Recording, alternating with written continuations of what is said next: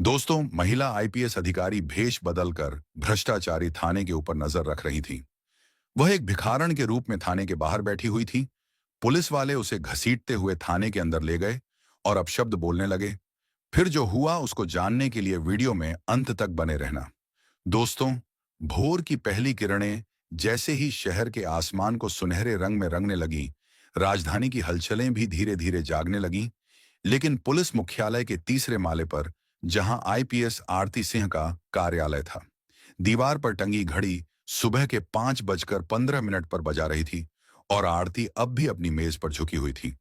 उसके सामने रखी फाइलें शिकायतों से भरी हुई थीं। हर एक पन्ना किसी की बेबसी की कहानी कह रहा था। आरती सिंह एक नाम जो अब तक शहर के अपराधियों में खौफ और आम जनता के बीच उम्मीद बन चुका था। लेकिन आज उसके चेहरे पर चिंता की लकीरें साफ नजर आ रही थीं। उसकी नजरें उस फाइल पर अटक गईं जिसमें लिखा था, थाना रामपुर में गरीबों और भिखारियों को बिना किसी कारण के मारा पीटा जाता है, महिलाओं को गालियां दी जाती हैं और थाने में जबरन पैसे वसूले जाते हैं। शिकायत किसी अज्ञात व्यक्ति द्वारा भेजी गई थी, लेकिन उसमें लिखे शब्दों में सच्चाई की झलक थी। आरती सिंह ने कुर्सी से उठते हुए खिड़की से बाहर देखा। वह बुदबुदाई, सड़कें तो खाली हैं, लेकिन दिलों में दर्द भरा है। वह जानती थी कि यह मामूली बात नहीं है। अगर यह आरोप सही थे तो यह पूरे विभाग के लिए शर्म की बात थी, और अगर गलत भी निकले तो जनता की आवाज को सुनना उसका कर्तव्य था। लेकिन सवाल यह था, क्या कोई उसे सच दिखाएगा? कोई पुलिस वाला उसे ईमानदारी से बताएगा कि थाने में क्या हो रहा है? शायद नहीं। अगर सच देखना है तो खुद जाना पड़ेगा। लेकिन आईपीएस आरती सिंह की वर्दी में नहीं, किसी और रूप में। यही सोचते हुए उसने अपनी मेज की दराज खोली और उसमें से एक पुराना अखबार निकाला। उसमें एक तस्वीर थी, एक भिखारन की, जिसकी आंखों में डर था और शरीर पर जगह जगह चोटों के निशान। ये तस्वीर उसी थाना क्षेत्र की थी। आरती ने तस्वीर को देखा और खुद से कहा, अब मैं देखूंगी वो चेहरा जो वर्दी से नहीं डरता, लेकिन सच्चाई से कांपता है। उसने इंटरकॉम पर डीआईजी वर्मा को कॉल लगाया। सर, मुझे कुछ दिन फील्ड में रहना है। मैं एक जासूसी मिशन पर जा रही हूं, पर मेरी पहचान गुप्त रहेगी। ठीक है आरती, वर्मा साहब ने कहा। तुम पर भरोसा है, लेकिन ध्यान रखना, यह रास्ता आसान नहीं है। मुझे आसान रास्तों की आदत नहीं है सर, उसने मुस्कुराते हुए कहा और कॉल काट दिया। वह सीधे अपनी क्वार्टर की तरफ बढ़ी। रास्ते में किसी को भनक भी नहीं लगी कि यह अफसर अब एक भिखारन का रूप लेने जा रही है। वह जानती थी कि यह सिर्फ एक मिशन नहीं, बल्कि उसके अपने आत्मसम्मान और विभाग की साख की परीक्षा थी, न्याय की परीक्षा। अगले दिन वह नंगे पांव, फटी साड़ी में, चेहरे पर गंदगी और आंखों में दर्द का नाटक करते हुए रामपुर थाने के बाहर बैठी थी। लेकिन उसके मन में एक ही बात चल रही थी, अब सच्चाई अपने असली रूप में सामने आएगी, चाहे इसके लिए मुझे खुद को मिटाना ही क्यों ना पड़े। सुबह की धूप अब तेज हो चली थी, लेकिन आईपीएस आरती सिंह के सरकारी क्वार्टर के भीतर अंधेरा और रहस्य दोनों पसरा हुआ था। कमरे के अंदर एक कोना था जहां आरती ने पुराने कपड़ों की एक गठरी खोल रखी थी। ये वे कपड़े थे जो उसने एक पुराने केस के दौरान जब्त किए थे। फटी पुरानी साड़ियां, जजर चप्पलें और एक टूटी झोली। आज वही सब उसके लिए ढाल बनने वाले थे। आईने के सामने खड़ी आरती ने खुद को देखा। चमकती आंखों में आज गुस्सा नहीं, बल्कि एक अजीब किस्म की बेचैनी थी। वर्दी को एक ओर रखकर जब वह एक एक करके उन कपड़ों को पहनने लगी, तो उसे हर सिलवट में, हर दाग में, हर बदबू में जैसे उन गरीबों की तकलीफें महसूस होने लगी, जिनके लिए वह यह रूप ले रही थी। उसने अपने लंबे बालों को खोलकर बेतरतीब तरीके से गूंद दिया, चेहरे पर मिट्टी मल ली और आंखों के नीचे कालिक लगा दी, ताकि उसकी पहचान पूरी तरह छुप जाए। अब वह आरती सिंह नहीं, बल्कि एक लाचार, बेसहारा भिखारन लग रही थी। कपड़े पहनने के बाद उसने खुद को आईने में देखा। एक क्षण के लिए उसकी आंखों में आंसू आ गए। यह कोई रूप नहीं था, यह एक पीड़ा थी जिसे वह जीने जा रही थी। उसने खुद से कहा, तुम्हें यह करना ही होगा, क्योंकि सच तक पहुंचने के लिए कभी कभी अपनी पहचान मिटानी पड़ती है। कमरे से निकलते वक्त उसने अपने मोबाइल का सिम निकालकर जला दिया। उसने एक पुराना कीपैड फोन लिया जिसमें कोई ट्रैकिंग नहीं थी। फिर उसने दीवार पर टंगी अपनी वर्दी की ओर देखा, जो गर्व और पहचान का प्रतीक थी। आरती ने बुदबुदाया, तुम यहीं रहो आज। जब लौटूं तो सच्चाई के साथ, और उस वर्दी पर एक नजर डालकर दरवाजा बंद कर दिया। बाहर निकलते ही उसने सबसे पहले पास की झुग्गी बस्ती की ओर रुख किया। वहां उसने कुछ लोगों से बात की, जिनमें अधिकतर प्रवासी मजदूर थे। उसने खुद को एक गांव से भागी विधवा बताया, जिसे उसके ससुराल वालों ने मारने की कोशिश की।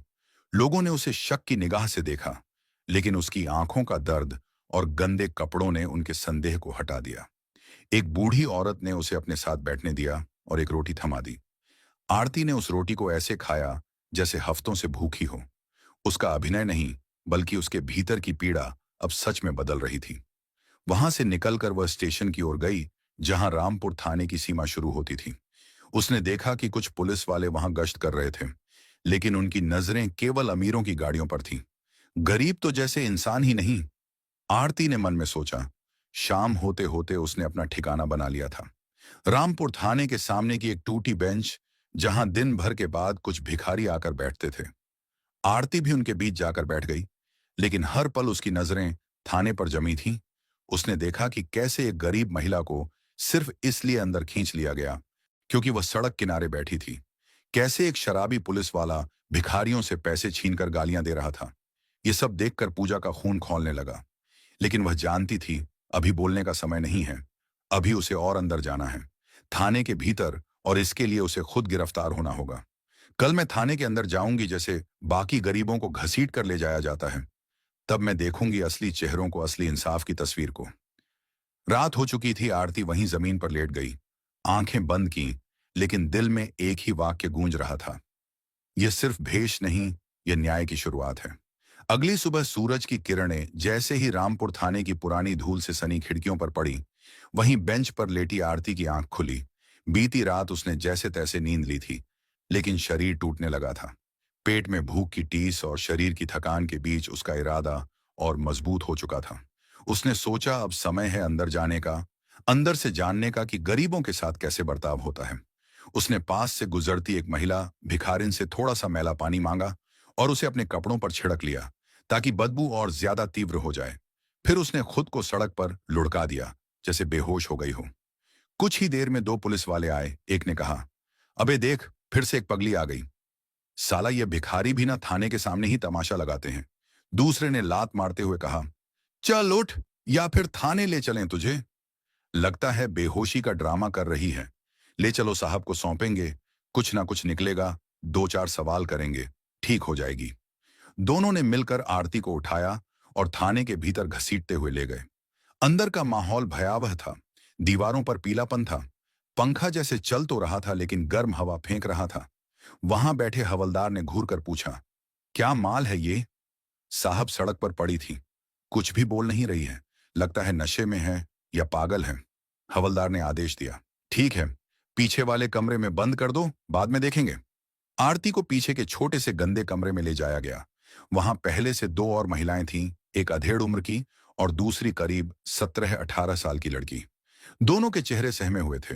अधेड़ औरत ने फुसफुसाकर आरती से पूछा, तुम्हें क्यों पकड़ा? आरती ने बहुत धीमे स्वर में कहा, सिर्फ सड़क पर बैठने के लिए। उसने देखा कि लड़की की आंखें सूजी हुई थीं। आरती ने पूछा, क्या हुआ तुम्हें? लड़की रोने लगी, फिर बोली, मुझे और मेरे भाई को कल रात पकड़ा गया। पैसे नहीं थे देने को, तो मुझे यहीं रख लिया और भाई को बाहर भेज दिया। उन्होंने मेरे कपड़े भी फाड़ने की कोशिश की। आरती का कलेजा कांप उठा। ये वही सच था जिसे वह सुनना नहीं देखना चाहती थी। तभी बाहर से एक इंस्पेक्टर की आवाज आई, अबे उस नई आई भिखारन को बाहर ला। कुछ तो बात है उसमें। आरती को घसीटते हुए बाहर लाया गया। इंस्पेक्टर चौधरी करीब 45 साल का, आंखों में शराब का असर और चाल में गुरूर। उसने आरती को ऊपर नीचे देखा और बोला, नाम क्या है रे? आरती ने आवाज बदलते हुए कहा, मालती सरकार, गांव से आई हूं।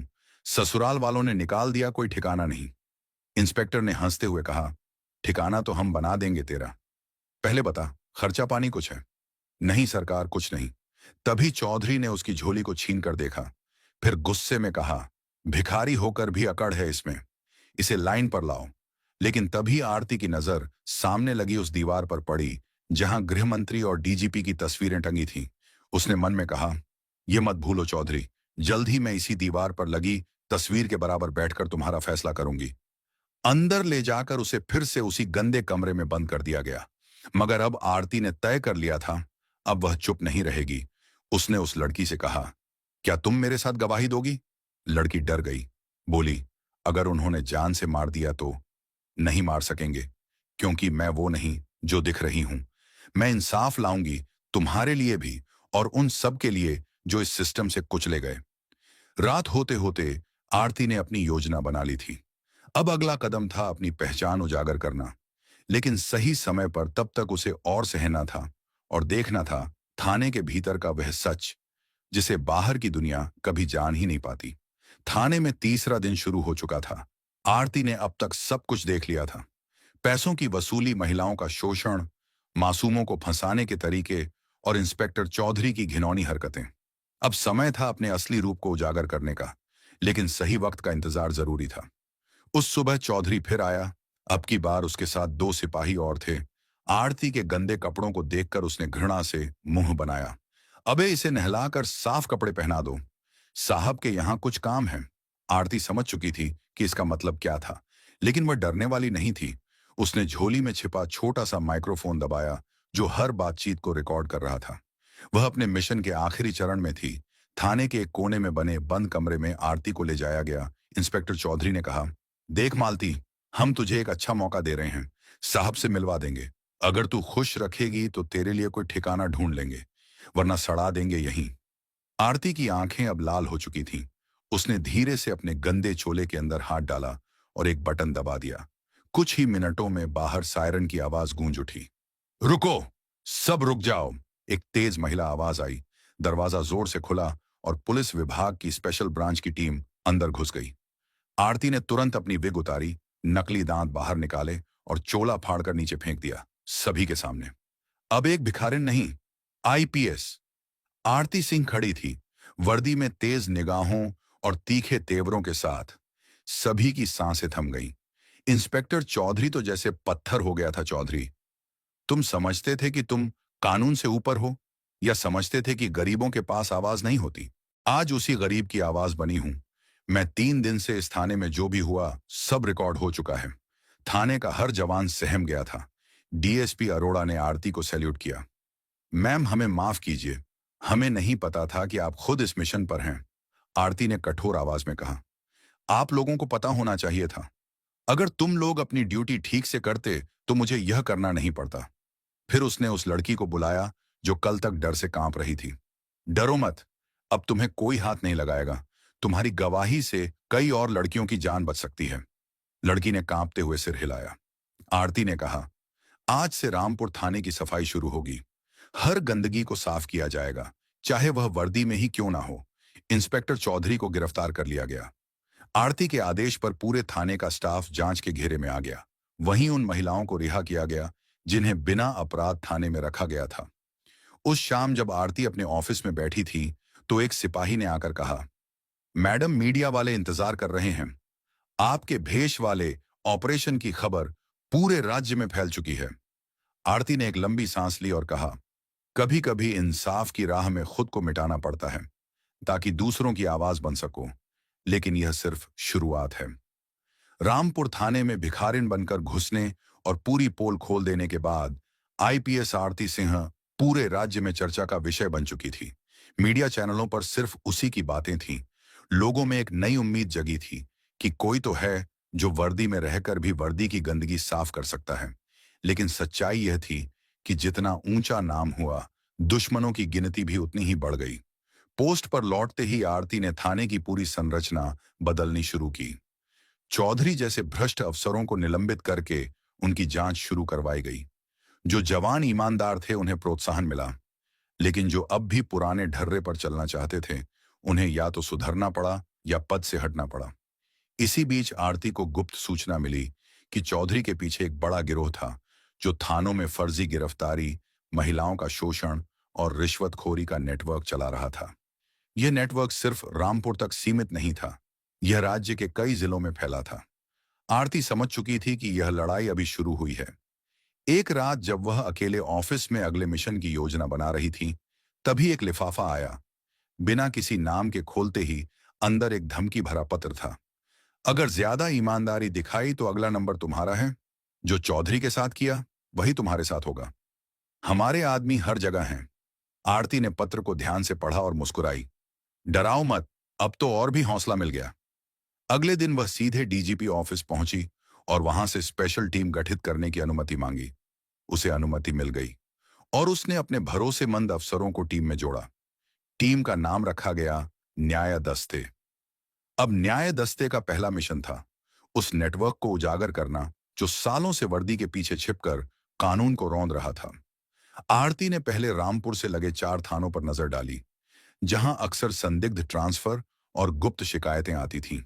एक गुप्त ऑपरेशन शुरू हुआ। इस बार आरती खुद तो भेष बदलकर नहीं गई, लेकिन उसने महिला कांस्टेबल रीमा को एक युवती बनाकर भेजा, जो खुद को घर से भगाई हुई बताती थी। देखना था कि थाने वाले उसके साथ कैसा व्यवहार करते हैं। रीमा को पहले थाने में घुसते ही संदिग्ध नजरों से देखा गया।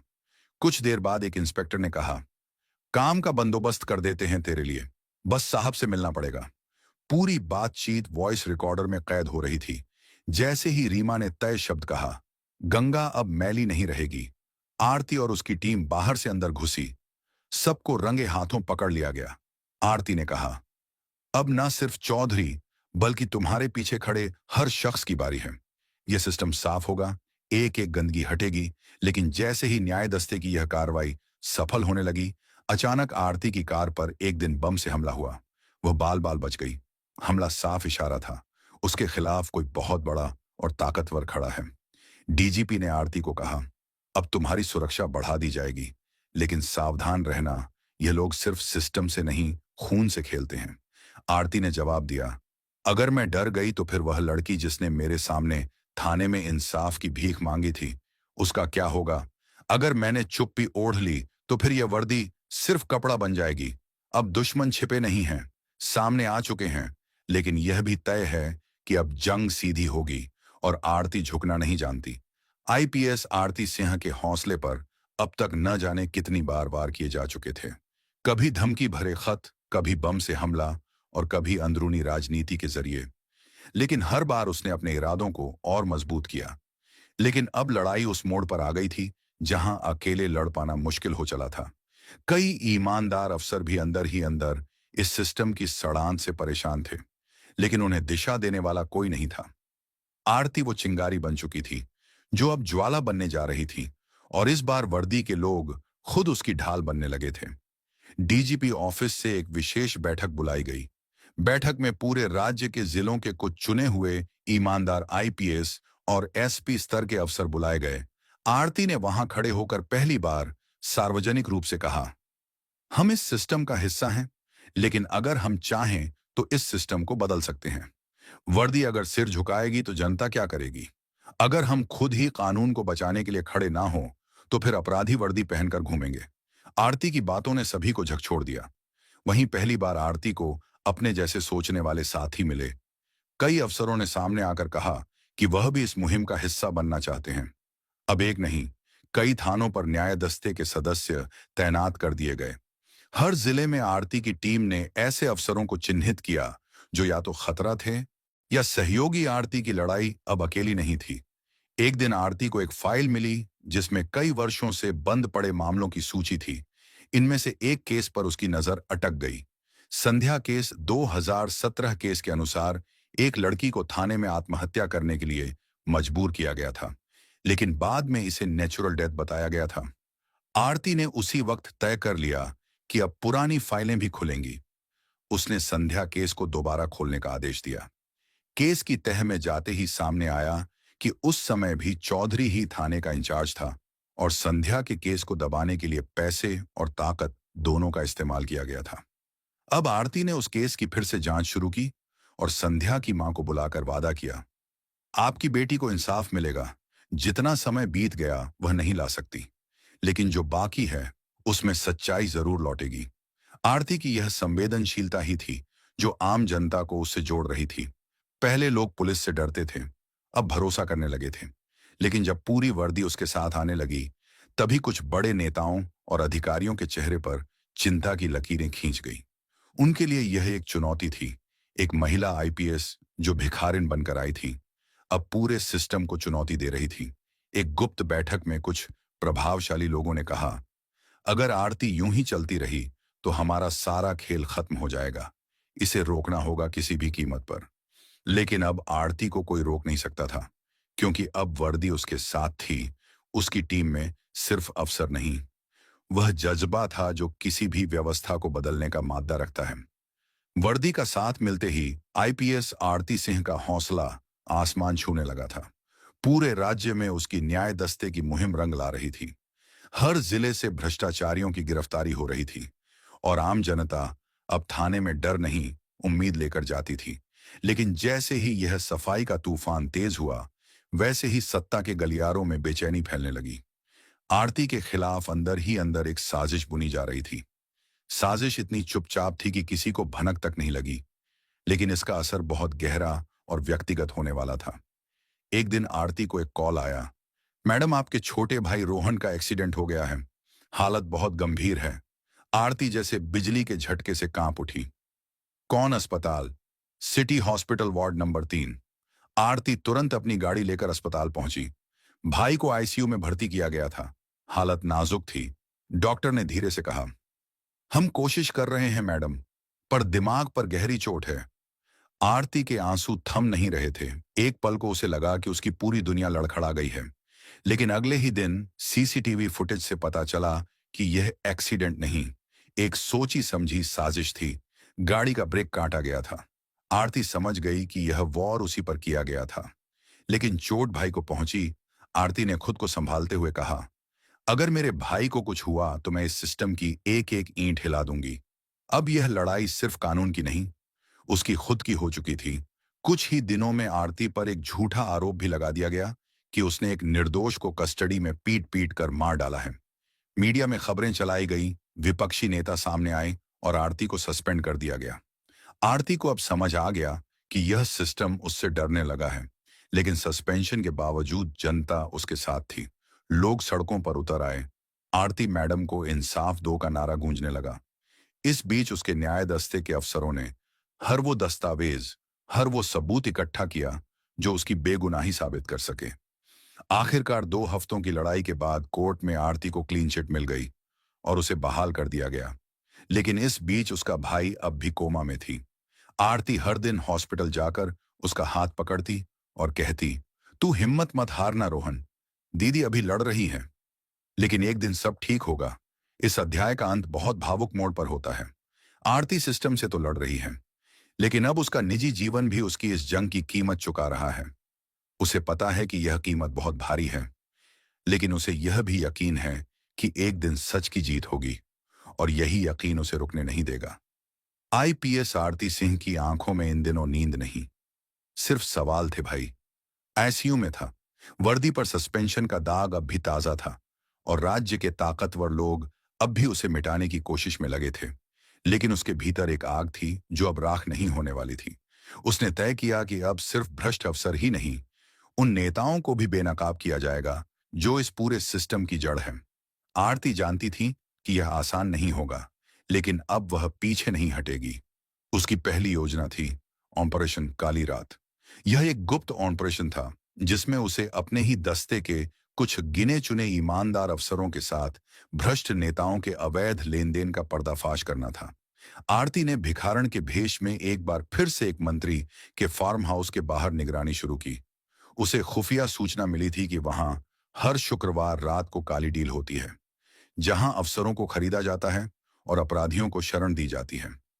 इस बार आरती के पास वायरलेस कैमरे, बॉडी रिकॉर्डर और अपनी टीम की चौकस निगरानी थी। रात के करीब 2 बजे आरती की आंखों ने वहीं देखा जो वह सुनती आ रही थी। कुछ सफेद कुर्ते वाले लोग आए, कारों से काले बैग निकले और अंदर ले जाए गए। आरती ने सब रिकॉर्ड कर लिया। उसी वक्त उसकी टीम ने फार्म हाउस पर रेड मारी। मंत्री, उसके दलाल और 2 भ्रष्ट अफसर वहीं रंगे हाथों पकड़े गए। नोटों के बंडल, नकली दस्तावेज और हथियार बरामद हुए। यह सब लाइव टीवी पर चला। आरती ने खुद प्रेस को बुलाया था। पूरे राज्य में हड़कंप मच गया। पहली बार किसी आईपीएस ने मंत्री को उसी की गद्दी से गिरा दिया था। जनता ने आरती को फिर से अपनी मसीहा घोषित कर दिया। सोशल मीडिया पर हैशटैग ट्रेंड करने लगा, पद की नहीं, पुजा रही है। डीजीपी ने आरती को खुद फोन कर कहा, आरती तुम्हें रोकने की कोशिश की थी, लेकिन अब लगता है कि तुम्हारा रास्ता ही सही है। आगे बढ़ो। वो दिन था और आज का दिन आरती की बहाली नहीं, उसकी पदोन्नति हुई। उसे पूरे राज्य के जन शिकायत निवारण सेल का प्रमुख बना दिया गया। वह हर जिले में न्याय चौपाल लगाकर जनता से सीधे जुड़ने लगी। उसका भाई रोहन भी धीरे धीरे होश में आने लगा था। जब उसने आंख खोली और बहन को देखा तो बस इतना कहा, तू जीत गई। दीदी आरती ने उसका हाथ पकड़ा और कहा, अब भी बहुत कुछ बदलना बाकी है। रोहन पर अब पीछे नहीं हटूंगी। जब पहली बार आरती को अपने काम का वह फल मिला जिसकी उसे कोई उम्मीद नहीं थी, लोगों का विश्वास अपने भाई की मुस्कान और सिस्टम के भीतर से निकली। एक नई रोशनी अब इंसाफ सिर्फ दस्तक नहीं दे रहा था, दरवाजा तोड़कर अंदर आ गया था। आईपीएस आरती सिंह के जीवन की कहानी अब एक मिशन से बढ़कर आंदोलन बन चुकी थी। राज्य के हर कोने में उसका नाम गूंज रहा था, लेकिन वह जानती थी कि एक अंतिम लड़ाई अब भी बाकी है। वह ताकत जो पर्दे के पीछे से सब कुछ चला रही थी, जो भ्रष्ट नेताओं और अफसरों की भी मालिक थी। आरती के पास अब एक ठोस नाम था, सूरज प्रताप सिंह, एक उद्योगपति जिसे कभी किसी ने जेल नहीं भेजा था, क्योंकि वह खुद सिस्टम था। उसके इशारे पर कानून झुकता था, अफसर बदलते थे और नेता बिकते थे। आरती ने खुद उसके खिलाफ केस खड़ा करने का निश्चय किया, लेकिन इस बार उसने एक अलग रास्ता चुना। कानून के साथ साथ जनता की ताकत। आरती ने राज्य भर में एक जन आंदोलन शुरू किया। सत्य का संकल्प। हर जिले में आम जनता से अपील की गई कि वे भ्रष्टाचार के खिलाफ सबूत दें, अपनी कहानियां साझा करें। जनता जागी। हजारों पत्र रिकॉर्डिंग्स गवाहियां सामने आई, जिनमें सूरज प्रताप के कारनामे उजागर हुए। आरती ने खुद हाई कोर्ट में जनहित याचिका दायर की। कोर्ट ने तुरंत एसआईटी विशेष जांच टीम गठित की और आरती को उसका प्रमुख नियुक्त किया गया। एसआईटी की पहली ही रेड में सूरज प्रताप की 7 कंपनियों पर छापे पड़े। करोड़ों की बेनामी संपत्तियां, फर्जी बैंक खातों और नेताओं के नाम से फाइलें बरामद हुई। जांच के दौरान आरती को कई बार जान से मारने की धमकियां मिली। एक बार तो उसकी गाड़ी के नीचे बम भी लगाया गया, लेकिन किस्मत ने साथ दिया। अंत में कोर्ट में वह दिन आया जब सूरज प्रताप को जज के सामने पेश किया गया। आरती ने पूरे आत्मविश्वास के साथ गवाही दी। सबूतों के अंबार ने सूरज प्रताप की चुप्पी को भी तोड़ दिया। कोर्ट ने उसे 20 साल की सजा सुनाई।